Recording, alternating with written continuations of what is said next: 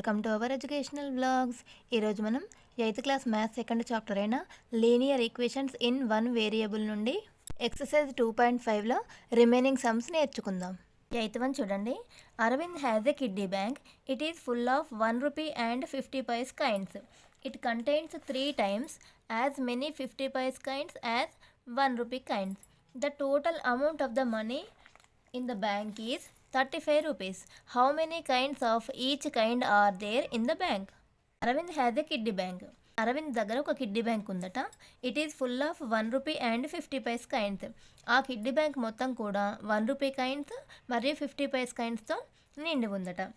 It contains 3 times as many 50 paise coins as 1 rupee coins.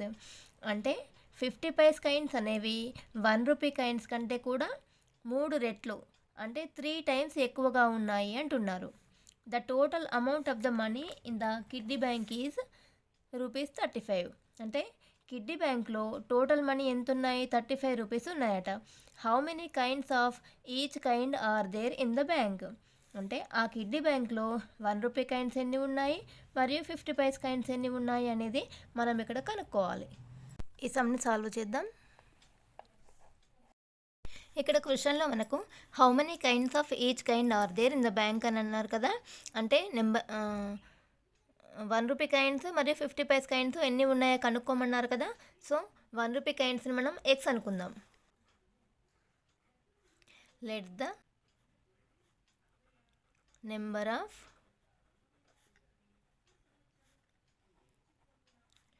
1 rupee coins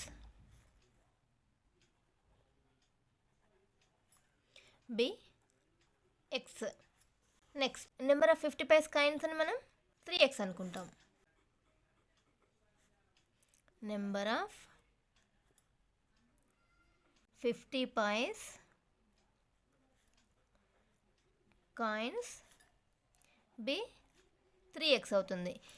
ఎందుకంటే 1 rupee coinsని మనం X అనుకున్నప్పుడు 50 paise coins అనేవి 1 rupee coins కంటే 3 times ఎక్కువగా ఉన్నాయన్నారు కదా. Number of 50 paise coins will be 3x అవుతుంది. Next value of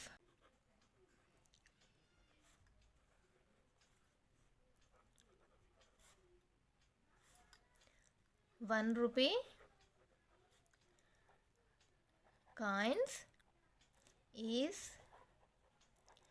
equal to 1 rupee coinsని మనము ఎక్స్ అనుకున్నాం కదా. So each one is 1 rupee కదా, into X into 1 is equals to rupees X. ఇక్కడ కూడా వాల్యూ ఆఫ్ 1 rupee coins అన్నాం కదా. So X rupees into each one is 1 rupee కదా. So 1 X into 1 X rupees. Next value of 50 paise coins is equals to number of 50 paise coinsని మనం 3x అనుకున్నాం కదా. So 3x rupees into 50/100 అవుతుంది. ఎందుకు ఇక్కడ 50/100 అవుతుంది? 50 paise అంటే మనకు 1/2 rupee అని కదా అర్థం. సో అయితే ఈ 50 paiseni రూపీస్లోకి కన్వర్ట్ చేస్తే మనం రూపీస్లోకి కన్వర్ట్ చేస్తే 1 paise is equals to 1/100 rupees కదా.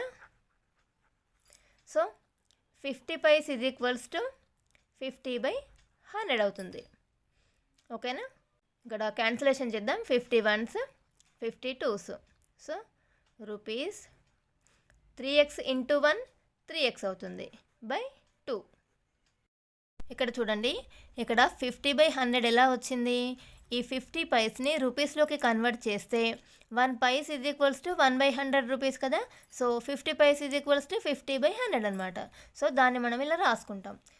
1 rupee coins కంటే 50 paise coins అనేవి 3 times అన్నారు కదా. So number of 50 paise coins మనకు 3x అని రాసుకున్నాం కదా. 3x into 50/100. దీన్ని క్యాన్సిలేషన్ చేస్తే 50 ones 50 twos. 3x into 1 3x/2. Next total amount ఎంత అన్నారు మనకు? Total amount is equals to 35 rupees అన్నారు కదా. సో మనకి ఇప్పుడు ఈక్వేషన్ ఎలా వస్తుంది, నెంబర్ ఆఫ్ 1 రూపీ కాయిన్స్ని మనం ఎక్స్ అనుకున్నాం ప్లస్ ఇక్కడ value of 1 rupee coins is equal to మనకు ఎక్స్ రూపీస్ అని వచ్చింది కదా. So x plus next value of 50 paise coins ఎంత వచ్చింది మనకు 3x/2 రూపీస్. సో దాన్ని ఇక్కడ మనం రాసుకుందాం 3x/2 that is equals to 35 rupees. Next ఇక్కడ ఎక్స్ అంటే x/1 అనుకుంటాం కదా, 1కి 2కి ఎల్సిఎం చేస్తే మనకు 2 వస్తుంది కదా. 1ని ఎన్ని టైమ్స్ చేస్తే 2 వస్తుంది, 1 2s 2 కదా. ఆ 2ను 1 పైన ఉన్న న్యూమరేటర్తో మల్టిప్లై చేస్తే మనకు 2 × x 2x అవుతుంది. 2x ప్లస్ 2ని ఎన్ని టైమ్స్ చేస్తే 2 వస్తుంది, 2 1s 2 కదా. ఆ 1ని 2 పైన ఉన్న న్యూమరేటర్తో మల్టిప్లై చేస్తే మనం 1 × 3x ఏమవుతుంది, 3x అవుతుంది. Is equals to 35.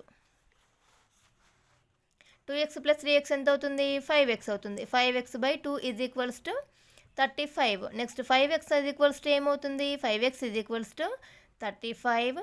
5x/2 అనేది డివిజన్ ఫామ్లో ఉంది కదా. సో ఈ 2ని రైట్ సైడ్కి ట్రాన్స్పోజ్ చేస్తే మల్టిప్లికేషన్ అవుతుంది కదా, 35 × 2. 5x is equals to 35 2s 70. So అప్పుడు మనకు x ఈజ్ ఈక్వల్స్ టు ఏమవుతుంది, x ఈజ్ ఈక్వల్స్ టు 70. 5 అనేది xతో మల్టిప్లై ఉంది కదా. సో రైట్ సైడ్కి ట్రాన్స్పోజ్ చేస్తే డివిజన్ అవుతుంది. 5 1s 5 14s. x వాల్యూ మనకి ఎంత వచ్చింది, 14 వచ్చింది. x is equals to 14. నేను ఇక్కడ ఎందుకు రాస్తున్నానంటే మీకు ఈజీగా అర్థమవుతుందని ఇక్కడ రాస్తున్నాను. x ఈజ్ ఈక్వల్స్ టు మనకు 14 వచ్చింది కదా. సో అప్పుడు 3x అంటే 1 రూపీ కాయిన్స్ మనకు 14 ఉన్నాయి అని. నెక్స్ట్ 50 పైస్ కాయిన్స్ని మనం number of 50 paise coins 3x కదా. సో ఈ 3xలో x వాల్యూని సబ్స్టిట్యూట్ చేద్దాం. 3x is equals to x value 14 కదా, 14 × 3 or 3 × 14. 14 3s 42. Number of 1 rupee coins ఏమో 14, నెంబర్ ఆఫ్ 50 పైస్ కాయిన్స్ ఏమో 42. Therefore number of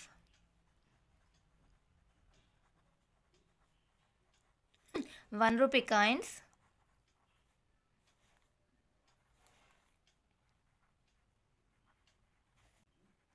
and 50 paise coins are 14 and 42. 14 and 42 ఇదే మన answer. Next ఇక్కడ 50 పైస్ కాయిన్స్ యొక్క వాల్యూ ఎంత అవుతుంది మనకు, 42 × 50 పైస్ అంటే హాఫ్ రూపీ కదా. సో హాఫ్ క్యాన్సిలేషన్ చేద్దాం. 2 1s 2 21s 21 1s 21. 21 plus 14 is equals to 35. So మనకు ఆన్సర్ కరెక్ట్గా వచ్చింది. నెక్స్ట్ 9th వన్ చూడండి. A and B together can finish a piece of work in 12 days. If A alone can finish the same work in 20 days, in how many days B alone can finish it? A and B together can finish a piece of work in 12 days. A and B ఇద్దరు కలిసి ఒక పనిని 12 డేస్లో complete చేస్తారట. If A alone can finish the same work in 20 days, ఒకవేళ ఏ అనే అతను 20 డేస్లో ఆ వర్క్ను ఫినిష్ చేస్తే in how many days B alone can finish it, B ఆ వర్క్ని ఫినిష్ చేయడానికి ఎన్ని రోజులు పడుతుంది అని అడుగుతున్నారు. ఈ సమ్ని సాల్వ్ చేద్దాం.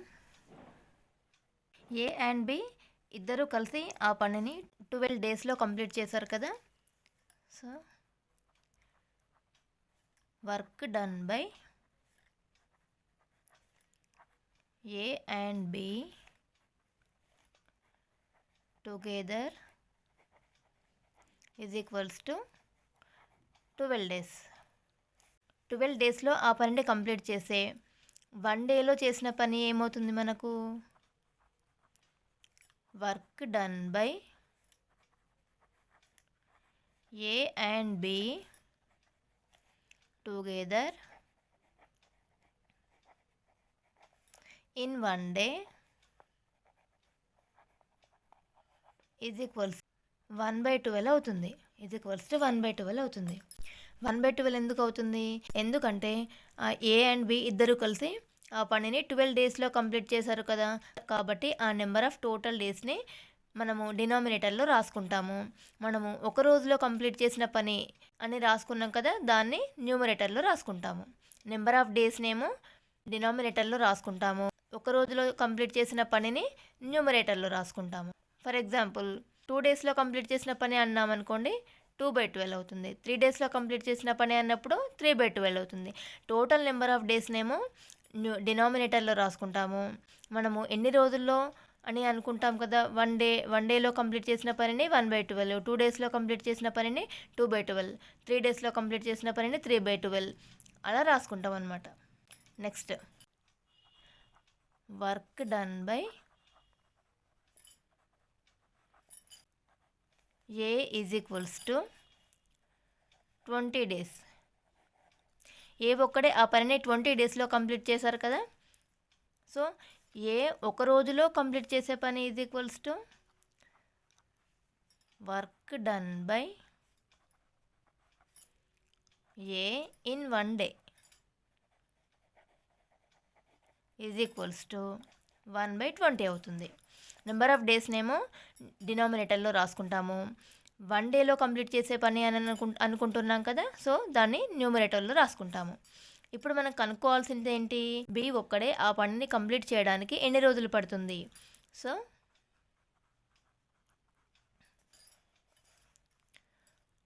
వర్క్ డన్ బై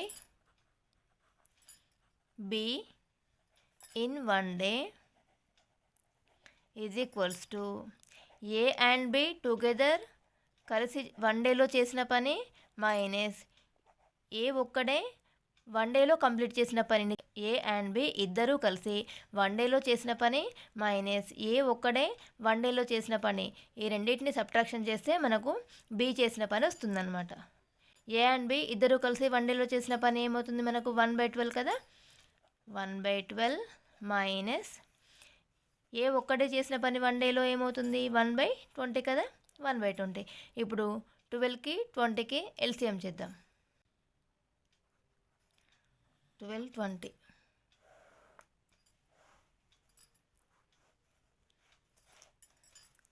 4 టేబుల్లో పోతుంది చూడండి. 4 3s 4 5s, 3 5 2 ప్రైమ్ నెంబర్స్ కదా, ఇక వీటిని మనం ఎల్సిఎం చేయలేం కదా, so 4 × 3 × 5, 4 3s 12, 12 5s 20, 4 3s 12, 12 5s 60.